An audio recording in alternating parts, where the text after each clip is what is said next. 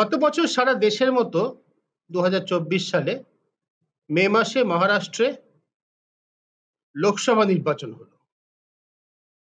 লোকসভা নির্বাচনে আমরা জানি যে দুটো মূল গোষ্ঠী ছিল। একদিকে হচ্ছে কংগ্রেস, তার সঙ্গে শিবসেনার উদ্ধব ঠাকরে গোষ্ঠী এবং এনসিপি ন্যাশনালিস্ট কংগ্রেস পার্টির শরদ পাওয়ার গোষ্ঠী। এই দুই গোষ্ঠী অবশ্য তাদের মূল প্রতীক এবং নাম নিয়ে ভোটে লড়তে পারেনি, কারণ নির্বাচন কমিশনের বিধান অনুসারে ভেঙে যাওয়া দুটি অংশ, এনসিপির যে অংশটা অজিত পাওয়ারের নেতৃত্বাধীন আর শিবসেনার যে অংশটা একনাথ সিন্ধের নেতৃত্বাধীন, তারা দলের সিম্বলটা পেয়েছিল, প্রতীক পেয়েছিল। যাই হোক, ভোটের ফলটা ছিল এরকম। বিজেপি পেয়েছিল 83টি, বিজেপি লোকসভাতে 48টি আসন মহারাষ্ট্রে, বিজেপি পেল 9টি আসন, একনাথ সিন্ধের শিবসেনা 7টি এবং এনসিপি 1টি, সব মিলে 17টি আসন। আর কংগ্রেস পেল 13টি আসন, উদ্ধব ঠাকরে শিবসেনা 9টি আসন এবং এনসিপি শরদ পাওয়ারের যেটা সেটা 10টি আসন। সব মিলিয়ে ভোটের ফলাফলটা হলো 48টি আসনের মধ্যে 30টা হচ্ছে কংগ্রেসের সহযোগিতা আর 17টা হচ্ছে বিজেপির সহযোগিতা। এই রেজাল্টটা সম্পূর্ণ উল্টে গেল। উল্টে গিয়ে কি হলো? উল্টে গিয়ে বিধানসভাতে আমরা দেখছি যে বিজেপি এবং তার সহযোগীরা পেল মোট 230টি আসন আর কংগ্রেসের সহযোগীরা পেল মাত্র 46টি আসন। স্ক্রিনে যেটা রয়েছে আপনারা লক্ষ্য করে দেখতে পাবেন, মহারাষ্ট্রের ভোটের ফল 2024 মে মাসে লোকসভা ভোটের নিরিখে, যদি লোকসভা ভোটটাকে যদি বিধানসভাতে ফেলি আর কি, তাহলে বিধানসভা ভিত্তিক দাঁড়াচ্ছে যে বিজেপি ও তার সহযোগীরা পেয়েছিল 127টি আসন, কংগ্রেস পেয়েছিল 151টা আসন। সেটাই নভেম্বর মাসে বিধানসভায় গিয়ে দাঁড়ালো বিজেপি আর তার সহযোগীরা 230টি আসন, কংগ্রেস 46টি আসন। আর ভোটের পার্সেন্টেজ যদি ধরা হয়, লোকসভাতে কংগ্রেস এবং তার সহযোগীরা বিজেপি ও তার সহযোগীদের থেকে 1% ভোট বেশি পেয়েছিল। বিধানসভাতে দেখা গেল বিজেপি এবং তার সহযোগীরা 5% ভোট বেশি পেয়েছে কংগ্রেস ও তার সহযোগীদের থেকে। হতেই পারে যে মানুষ লোকসভাতে ভোট দিয়েছেন কেন্দ্রের শাসক দল বিজেপিকে হারানোর জন্য, আর সেই ভোট দেওয়ার পরে বিধানসভাতে তার 6 মাসের মাথাতেই তারা রাজ্যের শাসক দলকে ক্ষমতায় রাখার জন্য ভোট দিয়েছেন, তা হতে পারে। বিধানসভা নির্বাচনের সঙ্গে সঙ্গেই একটি আসনে, লোকসভা আসনে উপনির্বাচন হয়েছিল। তাতে দেখা গেল যে মহারাষ্ট্রে একটি লোকসভা কেন্দ্রের মধ্যে 6টি বিধানসভা আসন পড়ে। তাতে দেখা গিয়েছে যে লোকসভা আসনটি কংগ্রেস জিতলো, কিন্তু অধীনস্থ 6টি বিধানসভা কেন্দ্রে 6টি বিজেপি ও তার সহযোগীরা জিতলো। কেন এটা নিয়ে এত হইচই হচ্ছে? কেন বিরোধীরা বলছেন যে মহারাষ্ট্রের থেকে শিক্ষা নেওয়ার আছে? এবং শিক্ষা নিয়ে বিহারের ক্ষেত্রে নির্বাচন কমিশন যখন স্পেশাল ইন্টেন্সিভ রিভিশন ভোটার তালিকার করতে গেছে, তখন এত মামলা মোকদ্দমা, বিরোধীদের প্রতিবাদ। তার জন্য আমাদের একটু ভোটার তালিকার দিকে নজর রাখতে হবে। মহারাষ্ট্রে মোট ভোটার 2024 সালে মে মাসে লোকসভায় যখন ভোট হলো, মোট ভোটার ছিল 9,30,00,000।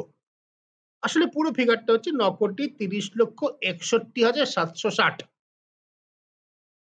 মোটের উপর 9,30,00,000 বলা যেতে পারে। দেখা গেল অক্টোবর মাসের ভোটার তালিকার ভিত্তিতে নভেম্বরে ভোট হয়েছে। June, July, August, September, October, এই মাত্র 5 মাসে মহারাষ্ট্রে ভোটার সংখ্যা বেড়ে গেল 40 লক্ষ। বিধানসভায় ভোটার নির্বাচন কমিশনের দেওয়া তথ্য অনুযায়ী হলো 9,70,25,119। মাত্র 6 মাসে 4.3% বৃদ্ধি হলো।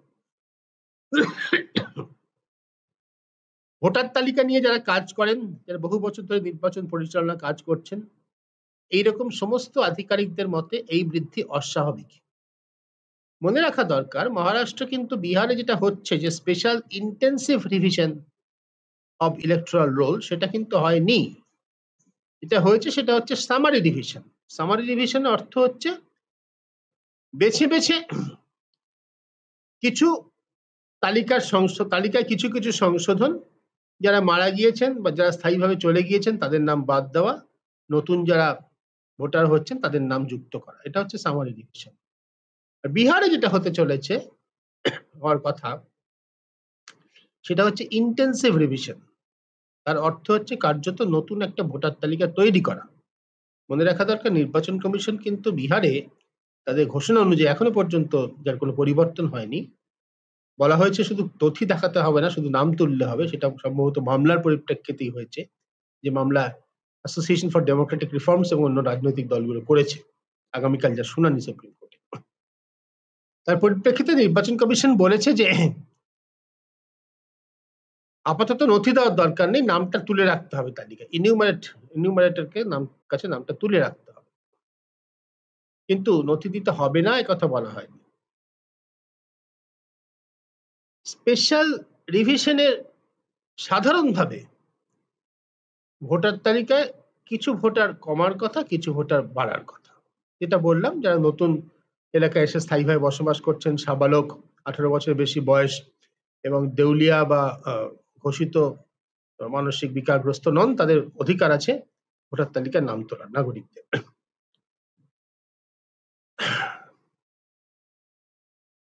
একটা জিনিস লক্ষ্য করার মতো, যেটা লক্ষ্য করে এবং যেটা বলে রাহুল গান্ধী, বিরোধী দলনেতা রাহুল গান্ধী নির্বাচন কমিশনের বিশেষ বিরাগ ভাজন হয়েছেন।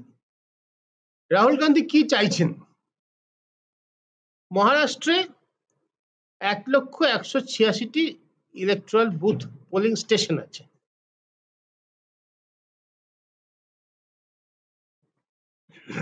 প্রতিটি পোলিং স্টেশনে একটা করে ভোটার তালিকা আছে। সেই ভোটার তালিকা কোনো গোপন জিনিস নয়। ভোটার তালিকা রাজনৈতিক দলগুলোর কাছেও থাকে, চাইলে সবাই পেতে পারে। 1 লক্ষ পোলিং স্টেশন অনুযায়ী 1 লক্ষ ভোটার তালিকা আছে, বুথ ভিত্তিক একটা তালিকা আছে। পোলিং স্টেশনের মধ্যে একাধিক বুথও থাকতে পারে। ধরা যাক 1 লক্ষ তালিকা রয়েছে, তার ভিত্তিতে সেই 1 লক্ষ তালিকা ভিত্তিতে মে মাসে ভোট হয়েছে লোকসভাতে, আর সেই 1 লক্ষ তালিকা সংশোধন পরিমার্জন হয়েছে, তার ভিত্তিতে নভেম্বর মাসে ভোট হয়েছে বিধানসভাতে। রাহুল গান্ধী নির্বাচন কমিশনকে বলেছেন যে আমাদের এই মেশিন রিডেবল দুটি তালিকা শুধু দিন। নির্বাচন কমিশন তা দিচ্ছে না। নির্বাচন কমিশন বলছে যে আপনি আসুন, আপনাকে আমরা ব্যাখ্যা করব যে কিভাবে কি হয়েছে, ভোটার কিভাবে বেড়েছে। রাহুল গান্ধী এবং গণতন্ত্রপ্রেমী মানুষজন, সচেতন মানুষজন, তারা কিন্তু নির্বাচন কমিশনের কাছ থেকে ব্যাখ্যা চাইছেন না। তারা চাইছেন দুটো ডেটা, দুটো তথ্য, যেটা নির্বাচন কমিশনের কাছে আছে, নির্বাচন কমিশন চাইলেই দিতে পারে।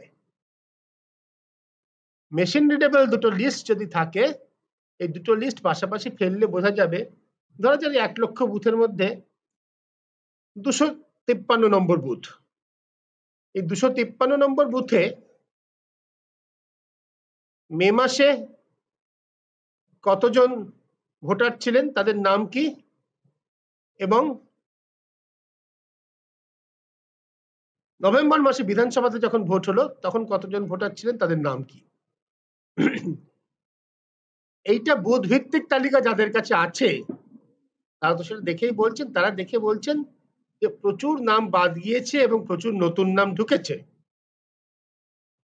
এখন বুথ ভিত্তিক রাজনীতি যারা করেন, বুথ স্তরে যারা রাজনীতি করেন, একটা পাড়ায়, শহরাঞ্চলে একটা মহল্লায়, গ্রামে একটা মৌজায়, তারা জানেন যে এলাকায় কারা কারা থাকেন, কারা কারা ভোটার। সেটা কিন্তু সংখ্যাগুলিকে এগ্রিগেট করা হয়, যোগ করা হয়, 40 লক্ষ যদি নতুন নামের কথা যে বলা হচ্ছে তার সেটা কারো পক্ষে জানা সম্ভব না, 40 লক্ষ মানুষকে কারো পক্ষে চেনা সম্ভব নয়। কিন্তু রাজনৈতিক দলের কর্মীরা যারা বুথ স্তরে কাজ করেন তারা ওই প্রত্যেকটা বুথে যে 700-800 করে ভোটার থাকে তারা মোটামুটি জানেন যে এরা কোথায় থাকেন, সত্যিকারের ভোটার কিনা। রাহুল গান্ধী সেই ডেটাটা চাইছেন, নির্বাচন কমিশন দিচ্ছে না। এইখানে একটা খুব বড় প্রশ্ন উঠছে আমাদের দেশে গণতন্ত্র এবং গণতান্ত্রিক ব্যবস্থা নিয়ে। ভোটার তালিকায় কিছু কারচুপি সব রাজনৈতিক দলই করার চেষ্টা করে। পশ্চিমবঙ্গে বেশি নির্বাচন কভার করার সুবাদে আমি খুব ভালো রকম জানি বামফ্রন্টের আমলে সিপিআইএম সহ বাম দলগুলিরা নিজেদের এলাকায় করত, সাধ্যমতো নিজেদের নাম ঢুকিয়ে রাখা, একই নাম দু জায়গায় ঢুকিয়ে রাখা, এগুলো করত। সব জায়গাতেই শাসক দল কিছু কিছু করে, তৃণমূল কংগ্রেস এখন ব্যাপক হারে করে। লোকসভা বা বিধানসভাতে জাল ভোট দেওয়া একটু কঠিন, কিন্তু পঞ্চায়েত বা পুরসভা নির্বাচনে প্রচুর এরকম ভুয়ো ভোট পড়ে, অজস্র রকমের ভুয়ো ভোট হয়। কিছু হয় যে ভোটার তালিকায় নামই নেই, তিনি একটা ভোটার কার্ড হাতে করে এসে ভোট দিয়ে গেলেন। কিছু হয় যে নাম আছে, তিনি একই ভোটার কার্ড হাতে নিয়ে আজকে পাড়ায় ভোট দিলেন, অন্য কেন্দ্রে গিয়ে অন্য পাড়ায় ভোট দিলেন। কিছু হয় যে আমার ভোট অন্য কেউ একজন গিয়ে দিয়ে দিলেন, কেউ যদি চ্যালেঞ্জ না করে। এরকম অনেকভাবে ভোটে কারচুপি করা সম্ভব, কিন্তু কারচুপিটা ভোটার তালিকা ভিত্তিক হয়। এটা যে রাজনৈতিক দলগুলো বলে যে ইভিএম এ কিন্তু কারচুপি করা সম্ভব নয়। আমরা আগে বলেছি, ব্যাখ্যা করেছি এই অনুষ্ঠানে। ইভিএম কোনো একটা স্ট্যান্ড অ্যালোন মেশিন, তার সঙ্গে কোনো ইন্টারনেটের যোগ থাকে না, সেটাকে সিল করে দেওয়ার পর সেটাকে সমস্ত রাজনৈতিক দলের প্রতিনিধিরা সিল করেন। এটাকে হ্যাক করা অসম্ভব যেভাবে থাকে, কিন্তু ভোটার তালিকায় কারচুপি করা সম্ভব। এই কারচুপিটা মহারাষ্ট্রে হয়েছে বলে বুথ স্তর থেকে, নিচের স্তর থেকে রাজনৈতিক কর্মীরা বলছেন, যাদের হাতে এক একটি বুথের তালিকা আছে। কিন্তু 1 লক্ষ বুথের তালিকা তো একসঙ্গে নিয়ে কারোর পক্ষে বসা সম্ভব নয়। সেই জন্য বিরোধী দলনেতা রাহুল গান্ধী তিনি চাইছেন মেশিন রিডেবল লিস্ট, ওটার লিস্টটা শুধু চাইছেন। আশ্চর্য, আমাদের দেশের নির্বাচন কমিশন লোকসভায় বিরোধী দলনেতাকে ভোটার তালিকা তুলে দিচ্ছেন না তার হাতে। কাদের ভোটের ভিত্তিতে তাহলে আমাদের বিধানসভা এবং লোকসভার প্রতিনিধিরা নির্বাচিত হন? সেটা কি বিরোধী দলনেতা জানার অধিকার নেই? যে কথা বলছিলাম, রাজনৈতিক দলগুলো ভোটে কারচুপি করার চেষ্টা করে, নতুন কিছু নয়, কিন্তু সেই কারচুপি প্রতিকার করতে পারে নির্বাচন কমিশন। নির্বাচন কমিশন সাংবিধানিক প্রতিষ্ঠান, তার কাছে মানুষ ভোটাধিকার রক্ষা করার জন্য যান।